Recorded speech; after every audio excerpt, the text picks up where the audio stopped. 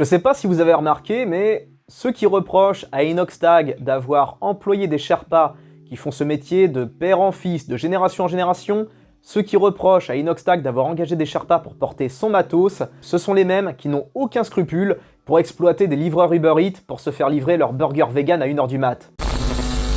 Salut à toutes et à tous, j'espère que vous allez bien et que vous êtes en pleine forme. Bienvenue dans cette nouvelle vidéo, une critique du documentaire Kaizen, le documentaire d'Inoxtag, qui retrace son ascension, son parcours pour gravir l'Everest, un an de préparation physique, psychologique, tout le toin-toin, pour grimper l'un des sommets les plus hauts du monde, un des plus dangereux également.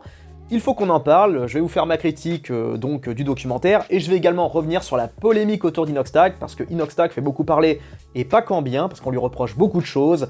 On lui reproche d'être un urbain millionnaire en manque de sensations, on lui reproche de vouloir faire du buzz sur son ascension, on lui reproche de vouloir gonfler artificiellement son algorithme, on lui reproche de vouloir faire de la communication, on lui reproche tout simplement d'avoir de l'ambition, et ça il faut qu'on en parle, car toutes ces critiques, je les ai toutes écoutées. J'ai pris du recul car je tiens à dire que j'ai eu à peu près le même avis, en tant que Français. Quand j'ai entendu parler du projet d'Inoxtag, grimper l'Everest, je me suis dit encore une lubie de jeune privilégié qui veut ressentir des choses, qui a besoin de sensations. L'Everest, c'est super connu, c'est obsolète maintenant, on connaît assez bien les bails. J'ai pensé ça m'a traversé l'esprit, jusqu'à ce que je vois ce documentaire. Et maintenant je peux le dire, tous ceux qui ont critiqué négativement Inoxtag ont eu tort sur toute la ligne. Alors pour commencer, je vais vous faire ma critique du documentaire. Alors, pour être honnête, je n'ai pas aimé ce documentaire. Je n'ai pas apprécié, pour autant, c'est très beau. C'est visuellement hyper léché, on sent qu'il y a eu des moyens, on sent qu'il y a eu du pognon. L'image est magnifique, on pourrait percevoir chaque sillon, chaque crevasse des montagnes. Cependant, je n'ai pas aimé parce que, pour plusieurs raisons, et attention, je parle vraiment de goût, du point de vue ressenti pendant le visionnage. Déjà d'une, parce que je n'aime pas spécialement la montagne, je n'aime pas l'altitude, je suis pas fan de cet univers.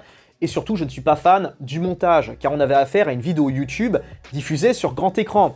D'ailleurs, je tiens à dire que ça a été un succès complet, bravo Inoxtag, parce que les places se sont vendues comme des petits pains, les salles étaient pleines à craquer, et le documentaire a passé les 11 millions de vues, alors que ça fait même pas 24 heures qu'il est sur YouTube, donc bravo. Et concernant mon ressenti par rapport au documentaire, je n'ai pas apprécié parce que j'avais l'impression de voir une vidéo YouTube géante, sur grand écran pendant 2h30. Et 2h30 les gars, c'est long, c'est très long. C'est très cuté, c'est rushé, c'est très YouTubesque dans la mise en scène, etc. Et surtout, ça réinvente pas vraiment le genre, parce que on a droit au cliché habituel d'un documentaire sur quelqu'un, sur un individu qui passe par des épreuves. Alors on a l'instant émotion, où on voit Inoxtag se poser des questions, se remettre en question sur sa vie. Oh là là, je suis youtubeur, j'y viens en décalé, je bouffe n'importe quoi, je fais pas de sport, nanana, il me faut un objectif, il faut que je me recentre, etc. Alors je vais lâcher mon téléphone et je vais prouver que je peux le faire, et si je peux le faire, vous pouvez le faire, etc.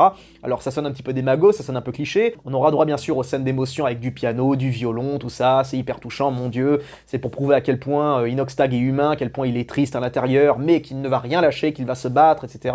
Donc en soi, c'est un format très classique. Ajoutez-y à ça, bien évidemment, une musique un peu trop présente, surtout des musiques épiques où ça force à mort le côté incroyable, mon dieu, je gravis l'Everest, je fais une dinguerie, etc. Donc ce genre de musique, ça appuie un peu, et en gros, ça peut être assez agaçant pour ceux qui s'attendaient à voir un vrai film. Or là, non, c'est un documentaire qui mixe un petit peu entre ce qu'on voit sur YouTube et ce qu'on voit à la télé.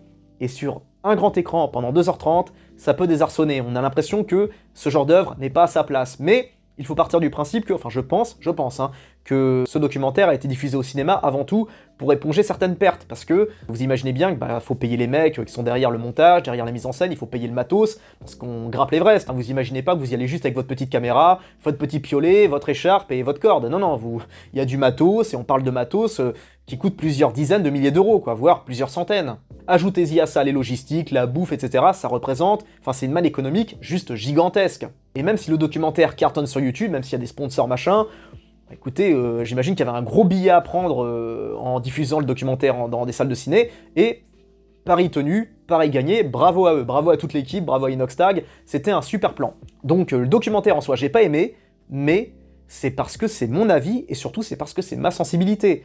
J'ai passé la trentaine, ce genre de documentaire, ça ne me parle pas. Il y a trop d'effets, il y a trop de cuts, il y a trop de bruit, il y a trop de musique, ça ne me parle pas.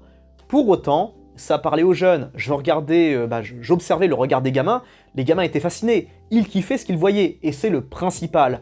Inoxtag a visé juste, il a parlé à sa génération et c'est une très bonne chose. Et globalement, les messages que sont envoyés par Inoxtag sont positifs. Lâchez votre téléphone, croyez en vous, des messages de base, quoi, mais c'est ce que les gamins ont besoin d'entendre. Alors bien sûr, certains vont reprocher à Inoxtag d'être déconnecté, d'être, on va dire, d'être un peu des magots, etc. Mais Inoxtag a 22 ans, il a 22 piges. On peut lui reprocher d'avoir le mindset d'un gosse de 22 ans, aussi riche et aussi populaire qu'il puisse être. Ça reste un jeune, ça reste un gosse, quoi. Et en plus, il fait encore plus jeune, il fait genre 17-18 ans. Et je tiens à rappeler que, comment vous étiez quand vous aviez 22 ans? Moi, je me rappelle de comment j'étais quand j'avais 22 ans, mais j'étais un débile profond, j'étais un idiot total, mais vraiment, si j'avais passé un test de QI, j'aurais même pas passé les 80, quoi. J'étais complètement débile. Inoxtag à 22 ans, c'est un intellectuel en comparaison avec ce que j'étais. Et donc, grosso modo, j'aime pas trop les reproches qu'on fait à Inoxtag en mode « Ouais, il manque de maturité, oh, il manque d'humilité, patati, machin... » Merde, il a 22 piges. Comment vous pouvez espérer qu'il ait le recul et, on va dire, le recul, la vision du monde d'un homme de 35-40 ans, quoi, un peu de sérieux. Ce qui m'intéressait avant tout n'était pas le documentaire, mais le message et surtout l'impact. Et Inoxtag a fait un truc qu'en France on déteste, c'est avoir de l'ambition. Et Inoxtag a eu une ambition de zinzin, et je veux le féliciter pour ça, vous m'avez compris, quoi, j'applaudis de toutes mes forces, tout projet qui vise de l'ambition. Et vous vous rendez compte que, quand j'ai entendu parler de son projet, vraiment c'est pour vous dire à quel point j'étais, on va dire, formaté par l'état d'esprit français, alors que pourtant j'estime être dans ma tête un américain mental, je suis un anglo-saxon assumé de par ma vision du monde, mes goûts, etc., notamment par rapport à l'entrepreneuriat, par rapport au cinéma, tout ça, par rapport à la culture, par rapport à la pop culture. Une pop culture qui est juste indispensable pour la création mentale des jeunes, et je rappelle qu'en ce moment, en termes de pop culture, en réalité, on n'a pas grand-chose par rapport aux années 2000, même 90, 2000, 2010. La décennie 2020 est assez pauvre en termes de pop culture, et Inoxtag a apporté sa pierre à l'édifice. Il a proposé un film, un long métrage, un documentaire, où il grimpe l'Everest. Le dernier jeune youtubeur vraiment connu qui a fait des trucs de ouf, c'est Thibaut InShape. Et Inoxtag a mis la barre encore plus haute que lui, en proposant justement cette ascension de l'Everest. Alors en soi, ça se déroule sur un an, c'est un événement qui se déroule pas sur une quinzaine d'années, mais du point de vue symbolique, c'est énorme. Et je tiens à ajouter que Inoxtag, c'est un petit peu, j'ai envie de dire, le nouveau Squeezie. Squeezie, pour rappel, il approche la trentaine. Ces vidéos, elles vont bientôt prendre 10 ans, je sais pas si vous vous rendez compte, ça commence à chiffrer, quoi, ça commence à dater. Et actuellement, à l'instant T, dans le YouTube Game, eh bien, Inoxtag est bien parti pour être le nouveau Squeezie. Parce qu'il est sorti du gaming, il est sorti des jeux vidéo, des trucs de base qu'on fait dans son salon pour proposer un truc de ouf, à savoir monter l'Everest. Enfin, pour beaucoup, monter l'Everest, c'est pas grand chose, parce que maintenant, c'est presque une attraction, c'est presque devenu une attraction touristique. Enfin non, c'est devenu une attraction touristique, parce que comme c'est montré dans le documentaire, ça m'a fait halluciner, ça m'a choqué, c'est... Ils font la queue. Ils font la queue pour atteindre le sommet. Il y a tellement de monde qu'ils s'en sont réduits à faire la queue pour pouvoir avoir leur petit moment sur le sommet du monde. C'est quand même un truc de ouf, quoi. Donc c'est pour ça que l'Everest, en soi, il n'y a plus vraiment de challenge à proprement parler, parce que tout le monde le fait, presque. On va dire que maintenant, c'est un peu démystifié, l'Everest, étant donné que, la plupart des gens peuvent y aller. Inoxtag, en un an de préparation, il a pu y aller. Alors je sais, bien sûr, qu'il y a eu des moyens, il y a eu beaucoup de pognon derrière, il n'était pas tout seul. D'ailleurs, personne n'est tout seul. C'est aussi cet argument qui m'énerve, c'est en mode Inoxtag, il était pas tout seul, il y avait des Sherpas avec lui pour porter son matos, etc. Non mais attendez les gars, il a 22 ans, il fait 1m70 à peine, c'est pas un grand sportif, évidemment qu'il allait avoir des Sherpas, qu'est-ce que vous croyez Même des alpinistes chevronnés, ils ont des Sherpas pour les aider, c'est normal, s'il se passe un truc, une dinguerie, et Inoxtag, je veux dire, c'est une personnalité, il engrange beaucoup d'argent, vous imaginez bien qu'il allait pas y aller en mode Tintin au Tibet, quoi, c'est normal qu'il soit accompagné, et je rappelle que personne ne fait des trucs tout seul. Personne. Par exemple, cette vidéo que je tourne dans ma chambre, là. Je suis tout seul, oui, je suis tout seul physiquement.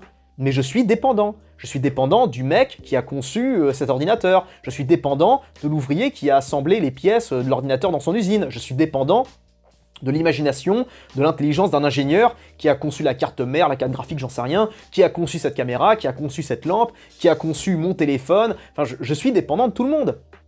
Et nous sommes tous dépendants. C'est normal, c'est comme ça. Et je trouve ça stupide de reprocher à Inoxtag d'avoir été dépendant des autres. Je rappelle que Inoxtag, son projet, ça a fait vivre des gens.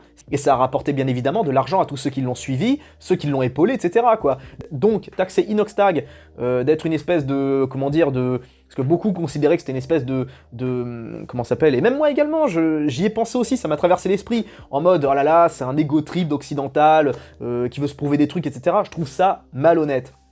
Et c'est, une fois de plus, un état d'esprit très français, critiquer, critiquer, critiquer. Mais, alors en soi, je sais que c'est contradictoire, parce que vous allez me dire, ouais, mais regarde, t'as dit que l'Everest, c'était pas ouf, etc.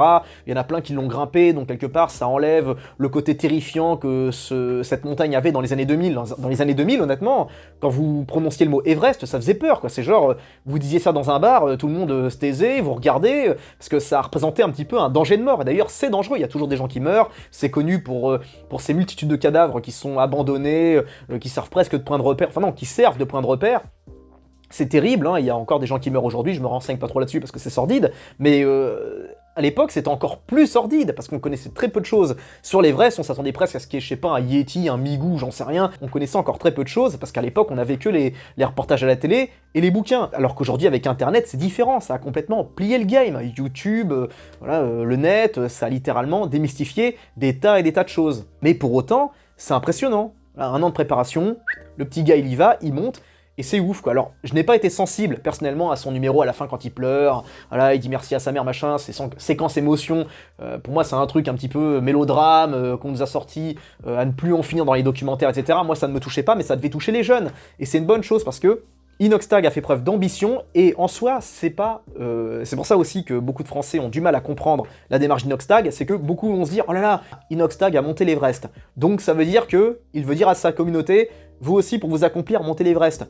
Non, c'est pas du tout ça. Ce que Inoxtag voulait montrer, c'était que il faut se dépasser, il faut aller plus loin, il faut toujours aller plus loin, il faut toujours faire mieux, et c'est très bien, c'est quoi le problème avec ce message? Il pousse simplement les gamins à sortir de leur zone de confort, à tenter autre chose, etc. Et l'argument comme quoi, oui, mais Inoxtag c'est un millionnaire, il peut se permettre, il a les moyens, etc. Mais ça, c'est un argument hyper fallacieux. Il aurait très bien pu, s'il aurait voulu, Inoxtag, faire des jeux vidéo dans sa chambre toute sa vie, il aurait fini multimillionnaire, il aurait très bien pu faire ça. Or non, il a grimpé l'Everest. C'est pas rien. Alors que le gros des youtubeurs français, bah, c'est ce qu'ils font. Enfin, je veux dire, des youtubeurs gaming, ils restent dans le gaming, ils font quelques events, quelques petits trucs un peu, je sais pas, un Fort Boyard, machin, et c'est tout. Or lui, il a monté la barre très haute, et moi je respecte Inoxtag pour ça, même si je ne consomme pas ses produits, même si je consomme pas ses vidéos. Le message qui est envoyé, c'est non pas à grimper l'Everest, les gars, mais simplement, eh bien, bougez-vous, simplement, c'est en fonction de votre niveau. Lui, il pouvait se permettre de monter l'Everest parce qu'il a des sponsors, du pognon, etc., de l'influence, mais à notre petit niveau, bah, on peut se dépasser de notre manière, beaucoup plus économique. Je sais pas, par exemple, bah, vous avez jamais vraiment couru, bah, vous démarrez le footing, je sais pas, vous avez toujours eu peur de monter sur un ring de boxe, bah, vous vous entraînez, puis ensuite vous montez dessus, j'en sais rien, moi, vous avez jamais fait de parcours et ça vous a toujours captivé, bah, vous vous inscrivez dans un club et vous apprenez les mouvements, les patterns, tout ça. C'est ça le message qui est envoyé. Et Inoxtag a fait preuve d'ambition, et c'est ça qui dérange principalement les Français. Et il s'est fait taper dessus par tout le monde, des youtubeurs ciné, des influenceurs, des alpinistes également. Alors, ah oui, et ça c'est alors ça c'est l'ultime argument. Un argument que je veux plus entendre. C'est, alors pour revenir au Sherpa, là je vais terminer la vidéo là-dessus, on reproche en gros à Inoxtag d'exploiter la misère, voilà c'est ça, on reproche à ceux qui montent l'Everest d'exploiter les Sherpas, d'exploiter ceux qui bossent sur place, les locaux, etc. Et ils exploiteraient la misère pour un shoot d'adrénaline, etc. machin. Les gars, comprenez que le Népal, enfin le Tibet, tout ça, l'Himalaya, l'Everest, l'ascension de l'Everest, ça représente une économie. C'est sans doute l'économie principale du pays. Vous retirez tous les alpinistes, tous les mecs qui montent l'Everest, le Népal c'est fini, ça devient un pays, un des pays les plus pauvres du monde. Est-ce que vous vous rendez compte du fric que ça engrange? Parce que le monde entier se pointe dans l'Himalaya, dans l'Everest. Alors oui, j'imagine bien qu'au niveau écologique, c'est une catastrophe. Et moi-même, ça me désole. Pour moi, il faudrait limite verrouiller complètement l'Everest. Plus personne ne devrait le grimper. On a vu à quoi ça ressemblait, on a vu les tragédies que ça a donné. Au niveau écologique, c'est pas terrible, parce qu'il y a des hélicoptères qui montent, qui descendent, des mecs prennent les avions de l'autre bout du monde pour se pointer à l'aéroport de je sais pas où, d'Oulan-Bator ou je sais pas quoi, enfin bref, la capitale locale, ils font des kilomètres, etc. Écologiquement, enfin ouais, au niveau écologique, c'est pas vraiment reluisant, mais les locaux, ceux qui sont sur place, bah eux, ils sont contents parce qu'ils voient des touristes arriver, des gens qui ont du pognon, et puis naturellement, ils ont pu monter des business, des hôtels, des auberges, je sais pas, des restaurants, des boutiques de souvenirs, etc. Des Sherpas également, parce que les Sherpas, ils se forment, ils se transmettent leur savoir, etc. D'ailleurs, les Sherpas sont des super athlètes, vous vous rendez compte, les mecs ils grimpent 8000 mètres comme ça avec du matos dans leur dos, je sais pas, qui pèsent entre 30, 40, 50 kilos, c'est un truc de zinzin. Mais voilà, ça représente une économie de vie. Je me suis pas penché sur les chiffres, j'ai regardé brièvement, grosso modo, tous les secteurs qui se sont construits avec l'Everest, etc. C'est colossal. l'économie du Népal, c'est plus du tout la même que celle des années 50, parce qu'avec tous les touristes, toute l'affluence, etc., ça rapporte énormément de pognon à l'État. Et je préférais franchement que le Népal se développe autrement, je sais pas, avec de la technologie, de l'agriculture, enfin du tourisme, ou je sais pas quoi, parce que pareil, même, le tourisme, enfin l'Everest, c'est pas uniquement des mecs qui grimpent jusqu'au sommet. C'est encore autre chose, ça, pour le coup, les mecs qui grimpent l'Everest, c'est la face immergée de l'iceberg. N'oubliez pas tous ceux et celles qui traversent le monde entier juste pour voyager tout autour, juste pour découvrir les montagnes, les petites montagnes, les moyennes montagnes, et le pied de l'Everest. Quand vous allez à Paris, vous allez voir la Tour Eiffel. Combien d'entre vous ont grimpé dans la Tour Eiffel? Combien d'entre vous ont atteint le sommet? Combien d'entre vous ont atteint simplement les niveaux inférieurs, c'est-à-dire la moitié ou je sais pas quoi? Très peu d'entre vous. Moi, la Tour Eiffel, j'ai dû la voir 10 fois, jamais je suis monté. Je suis resté au pied, j'ai pris quelques photos et je me suis tiré. Bah, la majorité des gens, c'est ce qu'ils font également quand ils vont voir l'Everest. Ils se mettent en bas, ils prennent des bus, ils sont entre touristes, et je connais plein de gens qui ont fait ça. Ils n'ont pas fait l'ascension, ils sont restés en bas. Et ils ont rapporté masse de fric, aux locaux, quoi, aux restaurants, aux boutiques de souvenirs.